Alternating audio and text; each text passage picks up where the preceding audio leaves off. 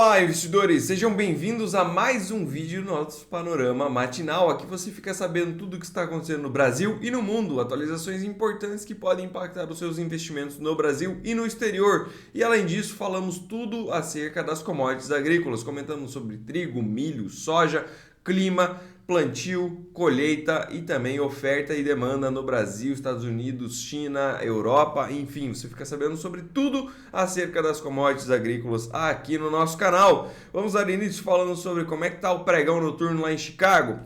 Pessoal, hoje a gente tem um trigo em queda de 1,03%, temos um milho também em queda, uma leve queda de 0,18% no momento, soja sobe 0,22%, farelo de soja cai 0,95% e o óleo sobe 0,59%.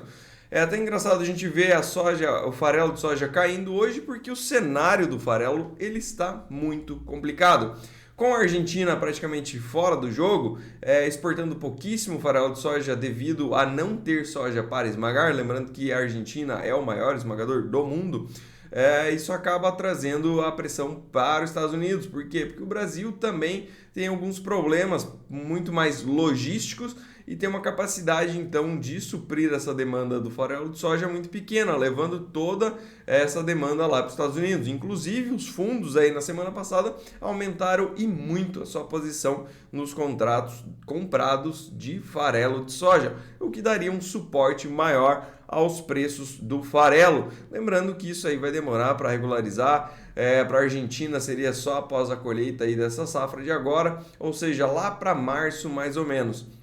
A princípio, o Paraguai também não tem capacidade de exportar soja mais para a Argentina, porque já está com seu programa praticamente completo. Vamos dar uma olhadinha como é que está o clima, pessoal. Para essa semana não mudou muito do que a gente viu na semana passada, menos chuvas aí para a parte do centro-oeste. A gente vê o Mato Grosso do Sul com leves faixas de chuva em tons de 5 milímetros, que é muito pouco. Lá no Mato Grosso, inclusive, o IMEA deve trazer um novo acompanhamento da safra essa semana, mas a princípio é o que todo mundo está vendo. Questões de replantio. Porém, como o replantio está muito caro, cerca de 8 a 10 sacas por hectare, o produtor provavelmente vai deixar do jeito que está. E também um plantio muito atrasado com relação ao histórico.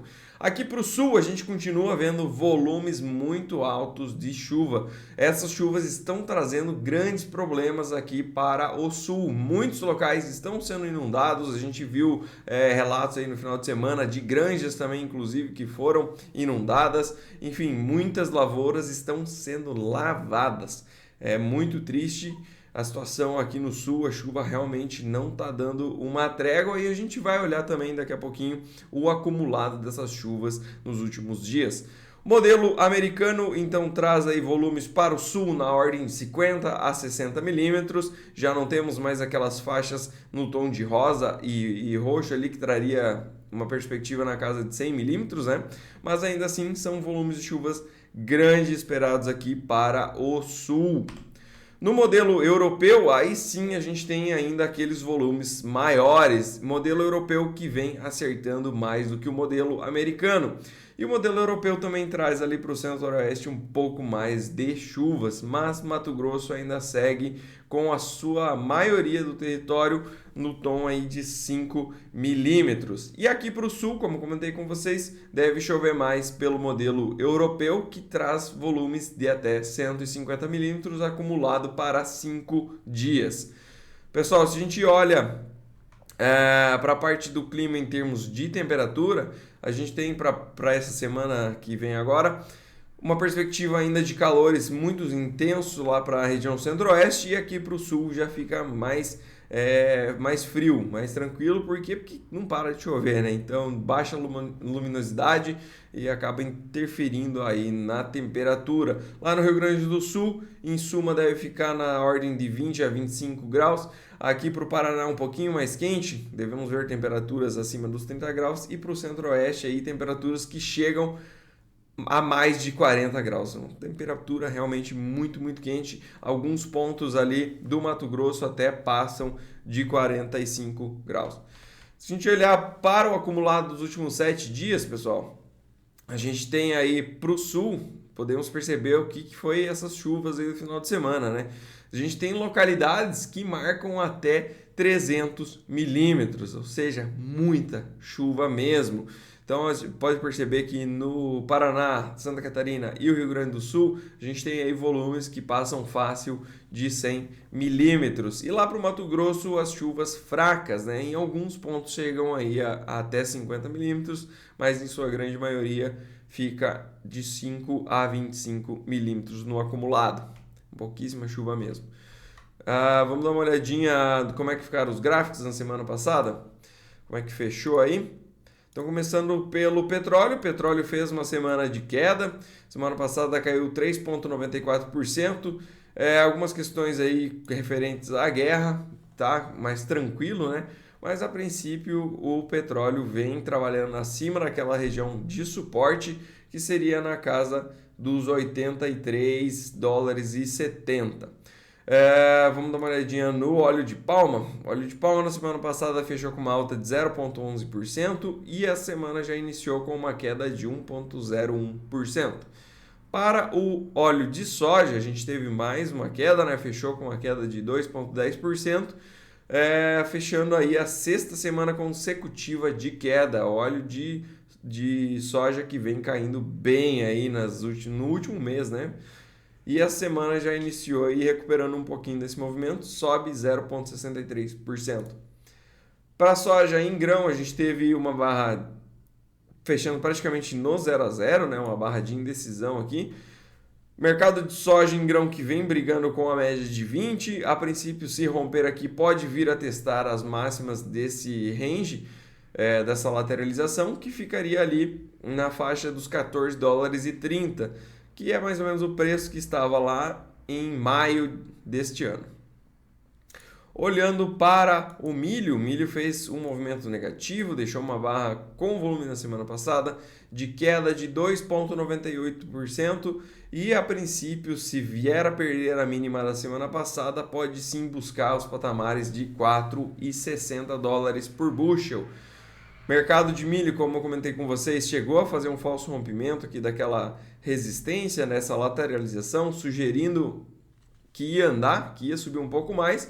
A gente estava até monitorando o preço de 5,27 aqui, mas frustrou os compradores e deixou essa barra negativa voltando então para dentro dessa lateralização. Para o trigo veio testar a média do canal de baixa, deixou na semana passada uma barra de queda também, então a semana passada fechou com 1,79% de queda e essa semana já começa dando sequência a esse movimento. Novamente, assim como o milho, se vier perder a mínima da semana passada, pode estender esse movimento de queda, vindo buscar aí a região dos 5 dólares e 41 por bushel. Então, uma queda bem interessante na semana passada. Para o Ibovespa, nosso índice acionário aqui, a gente teve também uma queda de 2,25% na semana passada, pessoal. Uma queda relevante aí no nosso índice. Na semana passada fechou com uma alta de 0,13%. Eu olhei a semana passada porque as que ainda não começou a contar, visto que aqui só vai abrir às 10 horas da manhã, né? Eu me confundi aqui, perdão. 0,13% de alta, uma alta bem tímida. Vamos ver como é que vai ficar esse movimento, né? Bolsa está em cima de uma região de resistência. Caso venha a perder aqui, pode estender esse movimento até a casa de uns 108 mil pontos. Dá uma olhadinha como é que tá as bolsas lá fora. Hoje, pessoal, tivemos fechamento lá em Ásia Pacífico. Xangai subiu 0,12%. Hang fechou literalmente no 0 a 0. Japão caiu 0,98%, o índice da Coreia do Sul subiu 0,34% e Austrália com uma queda de 0,79%. Lembrando que a semana passada foi de um mau humor extremo, né? A gente viu Estados Unidos, inclusive, também fechando na sexta-feira com o S&P caindo 0,48%, Nasdaq ainda conseguiu se manter no campo positivo, subiu 0,38%, Dow Jones fechou com uma queda de 1,12% e o Ibovespa caiu ali 1,29% na sexta-feira. Então, estava um azedume global na sexta-feira, né? Para a Europa, essa semana a gente tem começando mais positiva, a gente teve alguns dados aí de Alemanha, o PIB lá veio melhor do que esperado, a expectativa era de uma queda de 0,7% no anual, ele veio com uma queda de 0,3%, ou seja, uma diferença de 0,4% entre a expectativa e o que foi publicado, isso para o lado positivo, trazendo o PIB um pouco para cima, né? E o PIB da Alemanha trimestral também veio levemente melhor do que a expectativa. Isso animou a Europa, porque a Alemanha é, sim, a economia mais forte do bloco. E hoje a gente vê aí Eurostoxx, que reúne as 50 maiores ações lá da Europa em termos de negociação, volume de negociação, e a gente vê uma alta de 0,81%. Lembrando, o Eurostoxx é um excelente termômetro justamente por conta dessa característica de reunir os 50 maiores papéis lá, né? E hoje o destaque de alta fica aí para a Bolsa Espanhola, que sobe 1,22%. Bolsa da Alemanha sobe, é a que menos sobe hoje, sobe 0,63%. Mas, enfim, toda a Europa aí com um ânimo maior para o dia de hoje, subindo mais de 0,5%, todas elas.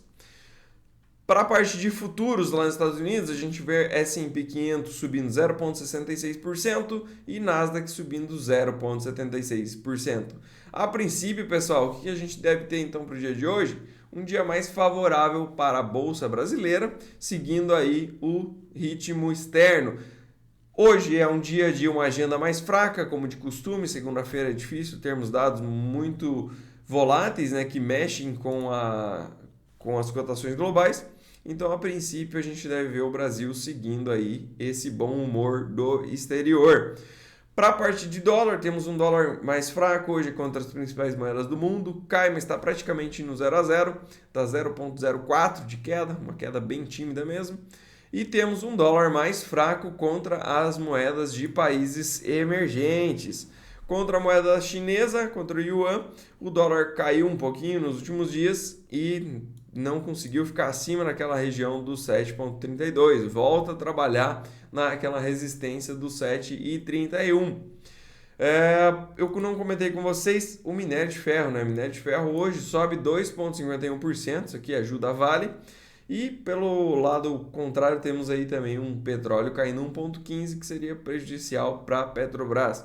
Mas a princípio, novamente, devemos seguir o setor externo e ter uma abertura em alta para a nossa bolsa e mais estável para o dólar, provavelmente ficando lateralizado.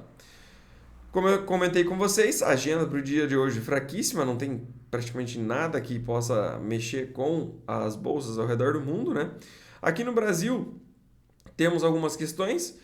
Às 8h30 vai ser publicado o superávit orçamentário. Isso aqui deve frustrar, imagino eu.